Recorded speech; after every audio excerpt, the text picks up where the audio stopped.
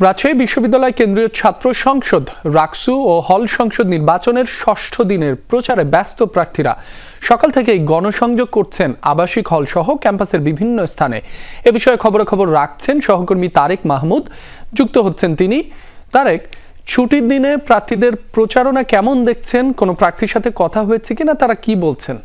রাবিব, ছুটির দিনে প্রচারণা কিন্তু থেমে নেই। তবে অন্য দিনে যেমন শিক্ষার্থীরা ক্লাসে আসে এবং ক্যাম্পাসটি জমজমাট থাকে, আজকে আসলে যারা ভোটার রয়েছে, শিক্ষার্থী রয়েছে, তারা বাইরে না থাকলেও তারা বিভিন্ন হলে রয়েছে। হলে হলে কিন্তু প্রচারণা চলছে এবং বাইরেও কিন্তু যারা ক্যান্ডিডেট রয়েছে তারা থেমে নেই, বাইরেও তারা বের হয়েছেন। আমার সামনে প্রায় 5 থেকে 6 জন ক্যান্ডিডেট রয়েছে। তারা একটু আগে প্রচারণা শেষ করে রাজশাহী বিশ্ববিদ্যালয়ের যে এই পরিবহন মার্কেটটি রয়েছে সেখানে এসে তারা একে অপরের সাথে আলোচনা করছেন এবং তারা কিন্তু ভোটারদের দ্বারে দ্বারে যাচ্ছেন এবং প্রার্থীরা মিলে তারা আগামী যে কয়েকদিন রয়েছেন কিভাবে প্রচারণা করবেন সে বিষয়টি নিয়ে আসলে কথা বলছেন।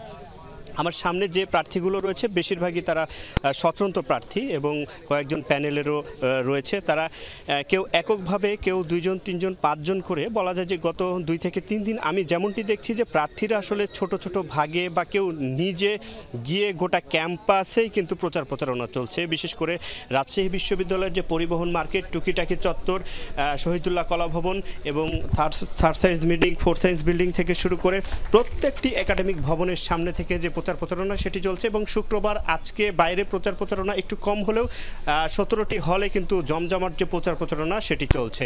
রাব্বি।